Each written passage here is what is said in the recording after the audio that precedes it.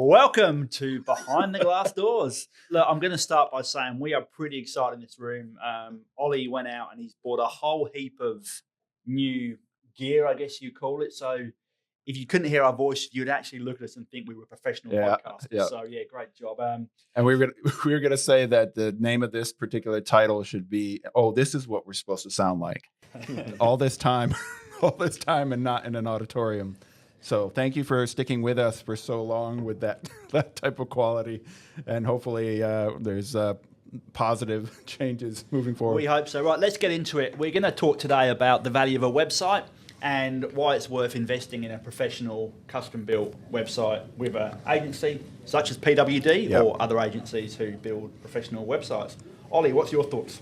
Well, look, as you know, because you're in sales, same as I have, and or am, and the first question we get is, how much it's going to cost, or why does it cost so much? I guess I liken it to, when you go out and buy art, you can buy a print from IKEA and it will cost you $150, $200, or you can obviously go and have an artist make something for you, and that's going to cost you a lot more because it's specific to you. There's time, there's effort, there's creativity involved. Custom as well. It's not it's not something that's off the shelf. It's actually custom to that particular client's needs. Yeah, and I think it's kind of appropriate to what I guess the client needs and understands. So I'm not saying that templates or generic websites aren't useful. They are useful, especially I guess if you're getting going. But they've got a place, haven't they? They've got a place, of course. And but I think if you care about your brand, you care about your business, you care about the way you're perceived, it's fairly obvious that it's a cheap, generic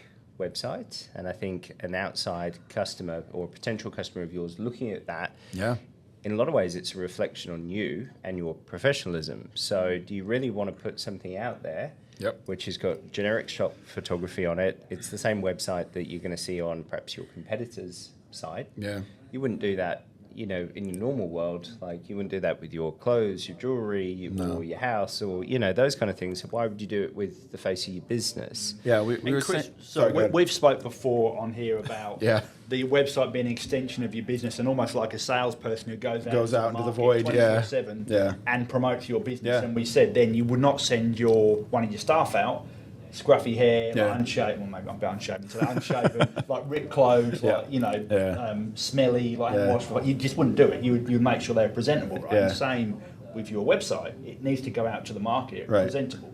Well, I think it's credibility too. Like we've talked about, even with the designers, we've sat around and we said, okay, if you're selling a pair of sunglasses, right, and you put it on a website that has the look of just really haphazard, doesn't really look like professionally done, you're going to have a harder time selling those sunglasses if you take those exact same sunglasses and put them on a website that looks well thought out, well branded, great colors, great typography, has a bit of a voice to it, like that brand voice we always talk about.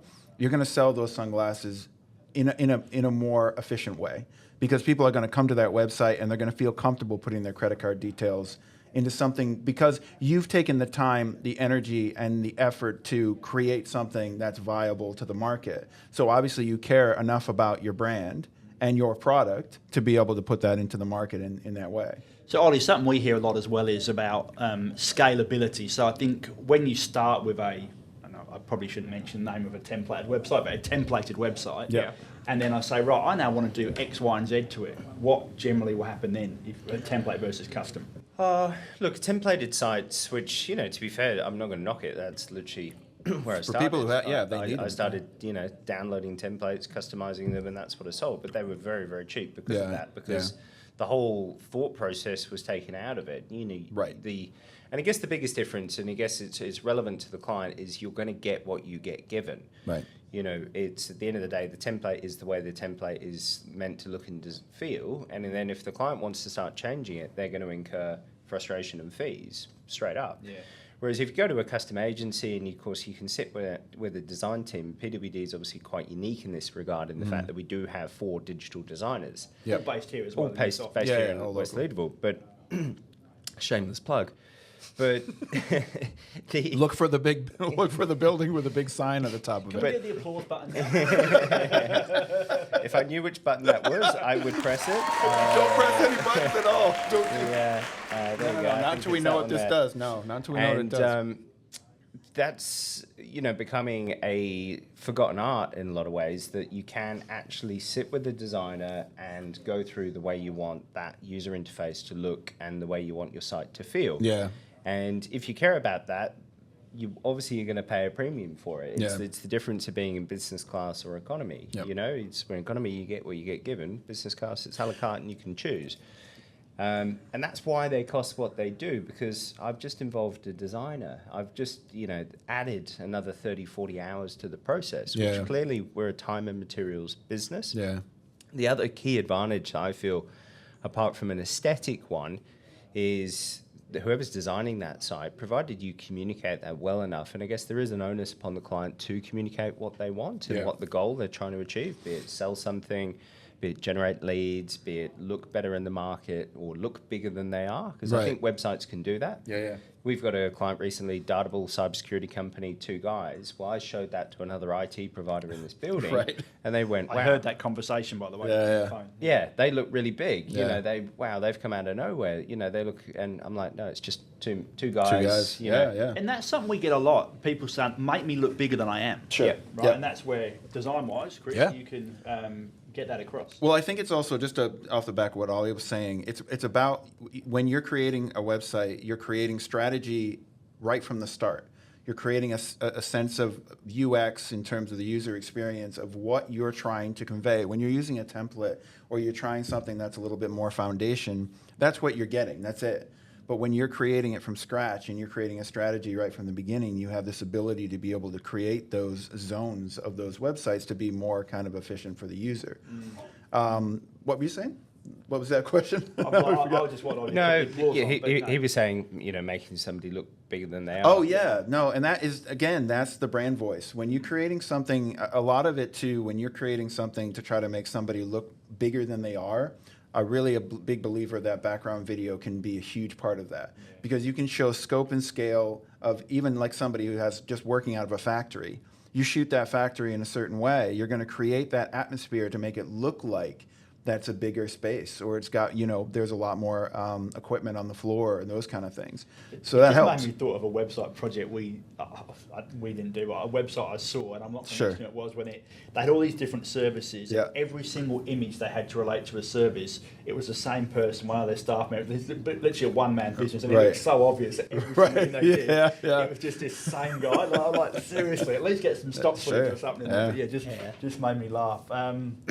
So look, I think the moral of this story is that custom, local agency, there's other scalability. Other benefits to custom in the fact, and I think this is also, if somebody just wants a presence online, templates, Wix, Weebly, they're fine, Squarespace, they're totally fine. Yeah. Because that's just a business card online effectively, and it's going to be very minimal costs. You can self-serve and things like that. But if you're wanting to take that website and then really get it to generate leads and drive it further, you're going to need something which you're going to be able to pull apart. You can't, unfortunately, do that with a lot of these hosted platforms. No, you're limited. 100%. At the end of the day, it's the access level that they give you. Yep. So as much as they say you can do SEO, you can change your title tag, you can probably do your description tags, etc. You might be able to produce a sitemap these days, and of course the basics, you can edit the content, but that's about it. It's very, very limited compared to other platforms which are self-hosted, Drupal, WordPress, Magento, these kind of sites where obviously you're taking control of the hosting, because then you can literally dictate the speed, you can dictate a lot of the more finite things. And in a competitive market, that's going to be very, very important. I also believe that, I guess, the way SEO is going to go, which is kind of inevitable, is that a lot of SEO functions are going to get automated by AI. They are obviously going to need to be able to connect to the site in order to make those changes. I wonder, how much access, a hosted tool is going to give when it's at the end of the day, they're obviously very paranoid about providing external access, API access to make changes to a site, because it can create a whole myriad of problems and support problems, and it may well be more hassle than it's worth for a platform like Squarespace, Wix, or Weebly. At the end of the day, your DIYers or people which have gone and got a custom site, obviously understand the risks that pertain with having automation built in, but inevitably that's where I think a lot of the SEO is going to go. A lot of it's going to be AI-driven recommendations, which you'll obviously accept, and then they'll then get published to the site. That can't be that far away. And again, you have that built-in strategy for even something like SEO, or how you want to kind of use your page as almost a landing page to bring in conversions. That's not something that an out-of-the-box solution can provide. This is like, here's a nice little thing that's already pre-created. You're just filling in the gaps. You're basically just pre-populating somebody else's design. But with custom, you have that ability for strategy to really be the key that can make the difference. But also the agency migrating your SEO from your old site to the new site. Yeah. So obviously only applicable if you've got some sort of traffic at present. But we saw this with Shark Bay. So it's one to go back to, it would have been 2016, 2017. If anybody is savvy enough, go look at it on SEMrush. But it's a website which is run and operated by the Departments of Parks and Wildlife. And she rang me up and she was panicking. She'd spent $5,000 and this site's massive. It's got 250, 300 pages. And I was like, Jesus, they did that for nothing. That's $10 a page or something, $20 a page. And but she was panicking because the site had lost all of its rankings. It literally was not on page 1 for Shark Bay. When the new site built, it lost its rankings. And that was because the agency hadn't migrated the SEO. No. They had no idea of what SEO was, and they'd used a generic theme. And aesthetically, the theme was quite nice. Obviously, it's not a commercial business per se. It's not a mum and dad business. It's obviously just trying to promote the area of Shark Bay. But the difference was it'd gone from sort of 20,000 unique visitors, according to a third-party tool like SEMrush, a month to 0. Nothing. Big drop. So brutal. Big drop. And, she was then obviously panicking because she was the person that had chosen these people. She then realised that perhaps her job... Someone's about to lose their job. Correct. Oh, boy. Yeah, she was panicking and came to us and said, we need to fix it. And I said, well... fundamentally this thing's flawed. And that's the thing with themes, is that they come with all this extra junk and stuff in them.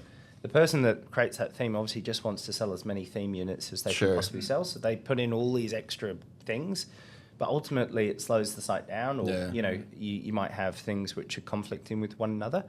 Obviously WordPress has plugins and updates. They may fall out of sync. And again, if you're not kind of partnered with an agency, and you're trying to just do it by yourself, obviously bringing in a template or something like that, and those problems start to arise, that is a nightmare scenario, because now you're basically scrambling the internet trying to figure out what does any of this mean, how do we do this, where if you're already with an agency and you're doing it right, you have all these amazing people with so many different knowledge bases where they can help you right away and say, oh yeah, that's easy, we'll just fix this plugin or we'll do this thing. And those are hours and hours and hours that you would be spending trying to fix this thing yourself. Well, she was completely panicking. She called us up, and of course we hadn't done the work, so we don't have any responsibility to fix it, do we? But I'm guessing you didn't say, ha, suffering your jocks.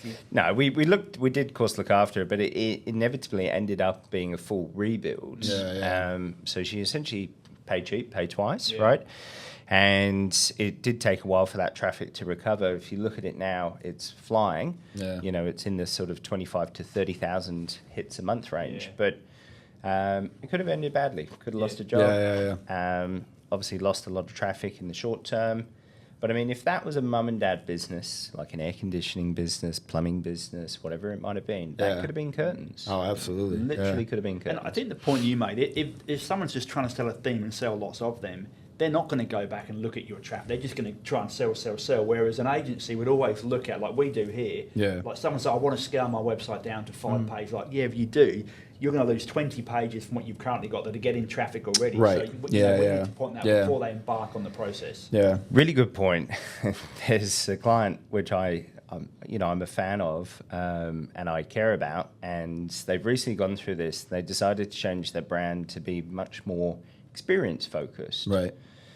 And all their, I guess, service pages about what they do and certain tech services that they offer, they decided to remove. Right. Yeah. On the advice of a very good marketing and brand person.